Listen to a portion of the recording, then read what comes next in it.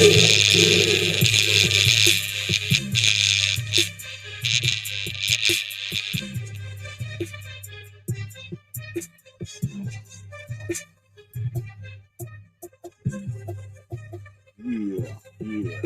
Um,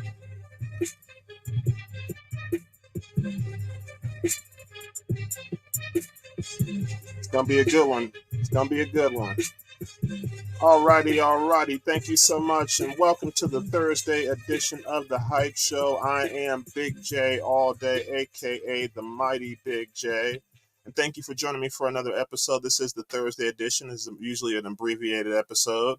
Tonight we're going to talk about the Thursday night matchup here, the Thursday night football matchup that's going to be taking place. The Jacksonville Jaguars will be going toe-to-toe with the New Orleans Saints. That game will be taking place at 8:15 p.m. Eastern. That'll be on Amazon Prime Video if you have Prime Video available.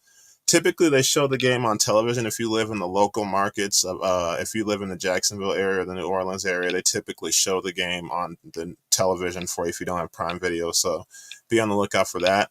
We'll list off the schedule for the rest of Week 7 for the Sunday and Monday games. I won't have a prediction or anything until Sunday, but we'll read off the rest of the games that are supposed to take place. And then we'll have an update on the MLB playoffs here and what's taking place with the National League Championship Series between the Philadelphia Phillies and the Arizona Diamondbacks. They're currently playing as we speak.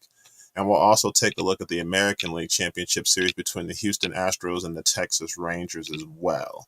Again, tonight's game is going to be taking place 8:15 p.m. Eastern. That's going to be on Prime Video. The Jacksonville Jaguars are traveling to visit the Saints. The Saints at this current time are actually favored by 1.5. That's basically a pick'em game as far as I'm concerned. There's going to be a situation where each team is kind of in the same boat. But Trevor Lawrence is supposed to be playing tonight, but he's kind of hobbled with the sprained knee. He said it's progressed really well during the week, but we'll just have to see if it's actually going to affect him or not. Because me personally, I think that he's going to be a bit hobbled, and that Saints defense is actually pretty good. I think they're 6th in the NFL in total defense currently. So for the Saints, this is their chance to get on top of the division or they'd be on top of the division. Tampa Bay sits at 3-2. Atlanta and New Orleans are each 3-3, and the Carolina Panthers are at the bottom at 0-6 of the NFC South, and they actually have a bye this week as well. Looking at the Jacksonville Jaguars, they lead the AFC South at 4-2. The Indianapolis Colts are 3-3. The Houston Texans are 3-3. And the Tennessee Titans are 2-4. Houston and Tennessee each have a bye week this coming week as well, so they don't play either. As far as I'm concerned, let's take a look at the Jaguars at first here. Looking at their team, they're 4-2, as I just stated here. And I honestly thought they would start a little faster. The only game that's really surprised me so far is the game against the Houston Texans, where they got blown out back in Week 3, 37-17. That's really the only game that's kind of surprised me as far as the Jacksonville Jaguars go, because I expected them to win that game. But otherwise, they've been pretty on par. The other loss they have is to the Kansas City Chiefs, and that was 17-9. That wasn't really a high-scoring or blowout affair by any means, but nevertheless. Looking at the Jaguars' schedule after tonight, in 10 days they travel to Pittsburgh to face the Pittsburgh Steelers October 29th at 1 p.m. Eastern on CBS. Then they have their bye week. Then they're home against the San Francisco 49ers November 12th, 1 p.m. Eastern on Fox. The following week, they're home against the Tennessee Titans, 1 p.m. Eastern on CBS. Then they're at the Houston Texans November 26th. That's Thanksgiving weekend. So as far as I'm concerned, like I said, the Jacksonville Jaguars, I expect them to be a division winner, one of the top teams in the conference. I don't by any means think they're better than Kansas City. I don't think they're better than Buffalo. I don't think they're better than Miami. I would put them on par with Baltimore at this point, roughly. Cincinnati, maybe. Those are like the second tier of teams as far as the good teams in the league. So Jacksonville, they're probably, again, going to win their division by default, because Houston, out of all the teams in the division, I think Houston has the best chance to challenge them.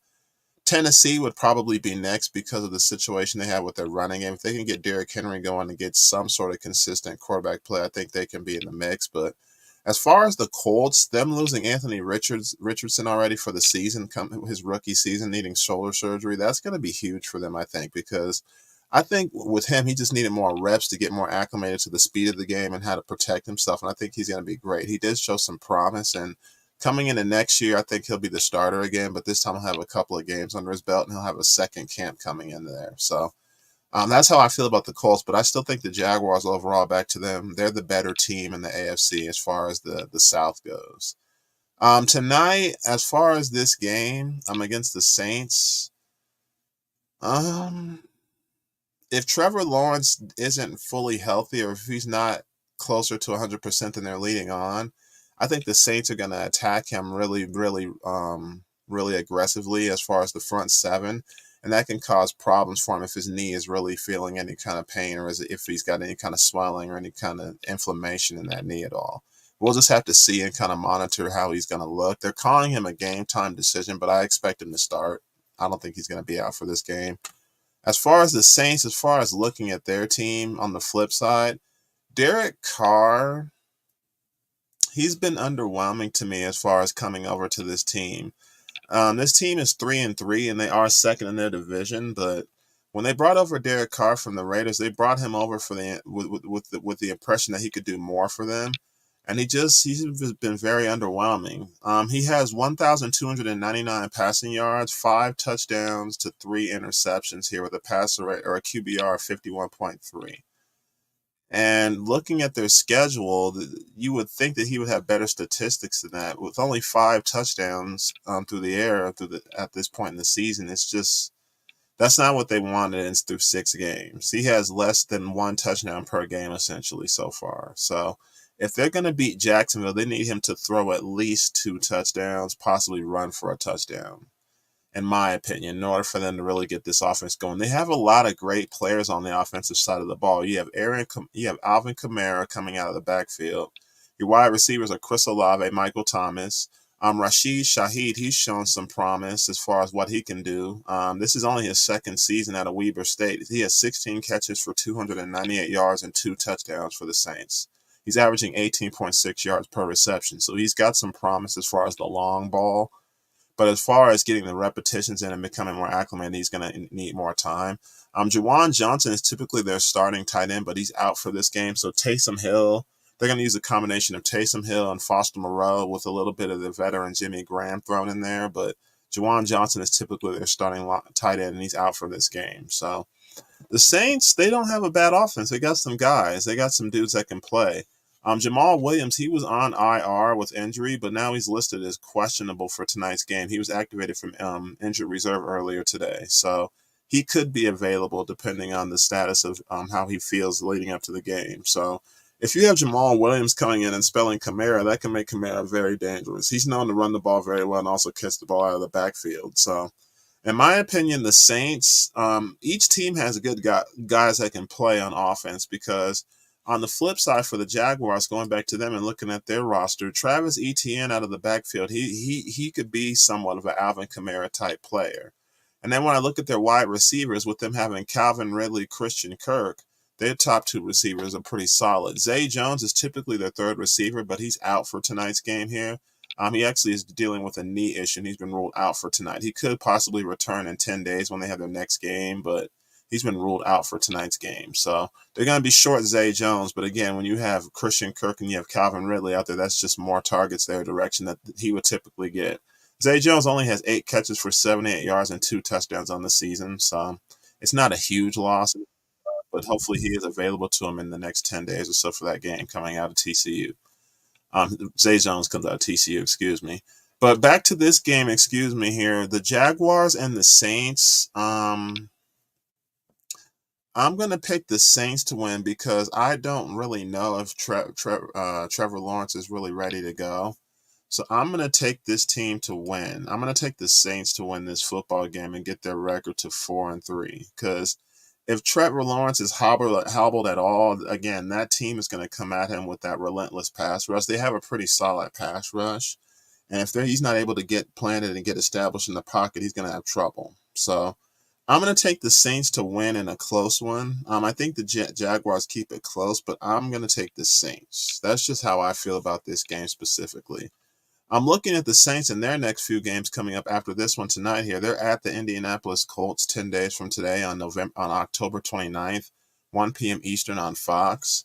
Then they're home against the Chicago Bears November 5th, That's going to take place at 1 p.m. Eastern on CBS. Then they're at the Minnesota Vikings, 1 p.m. Eastern on Fox. They have their bye week following that. Then they're at the Atlanta Falcons November 26th at 1 p.m. Eastern on Fox. That's Thanksgiving weekend. So after tonight, the Saints at Indianapolis, that's going to be interesting. Like I said, Anthony Richardson is out for that team. And I genuinely believe that their pass rush could give Gardner Minshew problems. They have pieces on offense also, but the key is going to be defense. And as far as Derek Carr, what can he do against the Colts defense? They got a couple of guys that can play, but they're not an elite defense. The Bears game, I can see the Saints winning that game because the Bears, if they're probably going to be possibly still not having Justin Fields at that time, we'll just have to see as that time gets closer. But as far as they go, the Bears, they got a lot of issues going on. At Minnesota, that's the Saints. That game could be an issue for Minnesota because I don't know if their offense can keep up fully. Not having Justin Jefferson again, that means more throws for KJ Osborne and Jordan Addison, respectively, for the Vikings. So that's a situation I'll have a more firm prediction as we get closer to that. But that game feels a little bit more even without Justin Jefferson in the lineup. Then at the Atlanta Falcons, that'll be their first matchup with them of the season of the two that they typically have. And it's going to be a raucous atmosphere because in Atlanta, that's a divisional game. And anytime they have these divisional games, they typically get up more for their opponents. So we'll just have to see if as that game gets closer as well and see if Atlanta has anything. Atlanta's been very average so far this season. They've been very up and down, just like the Saints. They're each 3-3 right as we speak. The Saints record will change after tonight, but that's just what I get with those two teams. So we'll just have to see how that looks here. But I'm going to take the Saints to win in a close one tonight. And that's really only because of the fact that Trevor Lawrence I just don't really know what his health is and if he can really move around and typically get himself planted like he normally would because of that knee issue. I just don't know. So we'll have to see how that goes here. Now on Sunday, I'll have the results for you in the final for that and kind of talk about how that game went. And I'll also have predictions for you down the road as to how those teams are going to look in the future based on that here. Looking at the rest of the schedule here, I'm going to read off the rest of the games that are going to be taking place between Sunday and Monday here and just kind of preview who's going to do what for you. And then finally, once I've gone through that here, again, this is an abbreviated episode, but we're going to talk about the baseball schedule here and just kind of let you know up to date as how those schedules are looking for you here. Coming up this Sunday, all these games are going to be taking place at 1 p.m. Eastern. There's 6 games scheduled here. The Las Vegas Raiders are traveling to visit the Chicago Bears. That game is going to take place at Soldier Field in Chicago. The Cleveland Browns are traveling to visit the Indianapolis Colts. That game is taking place at Lucas Oil Stadium in Indianapolis. The Buffalo Bills will be at the New England Patriots at Gillette Stadium in Foxborough. The Washington Commanders will be at the New York Giants at MetLife Stadium in East Rutherford, New Jersey. The Atlanta Falcons will be at the Tampa Bay Buccaneers at Raymond James Stadium in Tampa Bay. And the Detroit Lions, lastly, will be at the Baltimore Ravens in M&T Bank Stadium in Baltimore. There's 2 games at 4:05 p.m. Eastern taking place this Sunday. The Arizona Cardinals will be traveling to take on the Seattle Seahawks at Lumen Field Stadium in Seattle, Washington. The Pittsburgh Steelers will be at the Los Angeles Rams SoFi Stadium at 2:05 p.m. or 4:05 p.m. Eastern, SoFi Stadium. There's 2 games at 4:25 p.m. Eastern. The Green Bay Packers are traveling. They're off their bye week to take on the Denver Broncos, and that's going to be at Empower Field Stadium, Mile High. The Kansas City Chiefs will be hosting the Los Angeles Chargers, coming off of that disappointing loss to the Cowboys. That'll be at Jihad Field at Arrowhead Stadium. I still call it Arrowhead. That's just a weird name to me, but companies buy naming rights all the time, but I still call it Arrowhead. And for the Sunday night football game, the Miami Dolphins will be traveling to face the Philadelphia Eagles, Lincoln Financial Field, Philadelphia, Pennsylvania. That's 8:20 p.m. Eastern on NBC. This will be the first time that Jalen Hurts and Tua Tagovailoa will be matched up against each other in the pros. But both of those guys were quarterbacks together at the University of Alabama. And they were each actually infamously switched out for each other at different points in different seasons. So it'll be interesting to see them face off, but that'll be a good game. Lastly, the Monday night football game taking place October 23rd, the Minnesota Vikings will be hosting the San Francisco 49ers. That'll be at US Bank Stadium in Minneapolis, Minnesota, 8:15 p.m. Eastern on ABC and ESPN as well. The teams that are not scheduled to play this week, I'll repeat this again on Sunday, but the teams that are not scheduled to play this week, the Cincinnati Bengals, the Dallas Cowboys, the Tennessee Titans, the New York Jets, the Carolina Panthers, and the Houston Texans. Those 6 teams have the bye week this week. Green Bay and Pittsburgh had the bye week last week, and they're back in action this week. Me personally, I'm kind of excited for these games here. I'm going to sort divisions out a little bit more and kind of get more planning as to who's going to be at the top, who's going to be still sorting things out, and who's going to be at the bottom. So it's going to be very interesting to see how that goes here. Switching gears here again, we're going to go over to baseball here. A game that's currently being played at this current time here is in the top of the 7th here, Game 3 of the NLCS. The Diamondbacks and the Phillies are actually knotted at 0 here. This game is being played at Chase Field in Phoenix, Arizona. Again, the Philadelphia Phillies lead the series 2-0. So the Diamondbacks are trying to get their first win in this series here. The Diamondbacks still surprised me the way that they swept the Dodgers just right out of the playoffs. That was definitely surprising to me. I honestly thought the Dodgers and the Braves also would do more, but that's just kind of how it is here. Each team only has 3 hits. This game is a far cry from the way Game 2 went. The Phillies just dominated that one and won that game 10-0. There were 3 solo home runs here, 2 of which were by Kyle Schwarber. So this series to me, as it always is in the playoffs, it always comes down to who has pitching. Pitching is huge, but also getting timely hits. And Philadelphia has won on both aspects of this series so far. So at this current time here, again, 0-0, top of the 7th. There are no outs here. So the Philadelphia Phillies are on offense. They have a man on first and second. And I'll update you before we close out the broadcast here, but that's currently 0-0. The other series taking place in Major League Baseball, that's the American League Championship Series. Game 4 of that one is tonight as the Texas Rangers host the Houston Astros. That game is taking place at 8:03 Eastern on Fox Sports 1. Last night's game was pretty exciting here. The Astros jumped out to a quick lead on Max Scherzer, and it just never let go of it. They were up 5-0 at one point and held on to win last night's game 8-5 to cut the Texas lead in half. Max Scherzer, that was his first pitching appearance in over a month for the Rangers, and they were saying he would be out for the year. But he felt good enough to be activated for the series and come back for him, but it just wasn't a very good outing for him. Technically speaking, this series to me, obviously as a Texas team is going to the World Series, but this wasn't really a series that I expected. It's not unexpected to have the Astros and Rangers here because that's why the Rangers spent all the money that they did to bring in the players that they did, but it's just one of those situations where you look at the Major League Baseball standings and you just saw teams like the Baltimore Orioles improve drastically and win a bunch of games. It's just odd to me looking at this that they're here, but at the same time, those teams are also better than the Twins. The Rays and the Blue Jays also surprised me as well, especially the Rays. They started out really well, and it just kind of evened things out. Towards the end of the season, they lost Wander Franco, unfortunately, to some unfortunate issues he's having in his personal life. So I think that did affect the offense because he was having a great season. But here we are looking at this game, or looking at this series. As far as my prediction, I don't really have a prediction on this one because naturally these teams know each other really well. And I honestly think that anything can happen. Each team finished with a 90-72 record, but the Astros got the tiebreaker and won the division because of the head-to-head. So it's hard to say. The home team is 0-3 in this series because Texas won both of their games in Houston, and Houston got this victory on Texas's field last night. So definitely looking forward to see who finishes this thing and gets to the World Series. Again, the Philadelphia-Arizona series, that's on TBS if you want to tune into that game. That's at the top of the 7th here. 2 outs, and Philadelphia has a man on third base.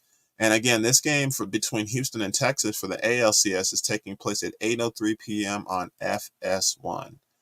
Now, again, this is an abbreviated episode here. I'm going to touch base with you guys again on Sunday and give you my full prediction as to how the games are going to go here and let you know who's going to do what and kind of list out how the schedule is going to be for these teams. We don't have an international game on Sunday as well, so that kind of abbreviates the broadcast as well. Typically, there's been some games taking place in England, but that concluded last week with the Ravens and Titans. There's some games coming up in Germany, and there's some games coming up in Mexico, and I'll keep you posted as to when those games are going to be taking place here. Again, thank you so much here. Again, this is an abbreviated version of the Hype Show, but you guys take care. Thank you so much for joining me for this episode, and I'll talk to you guys again on Sunday. This is the Hype Show. Thank you so much.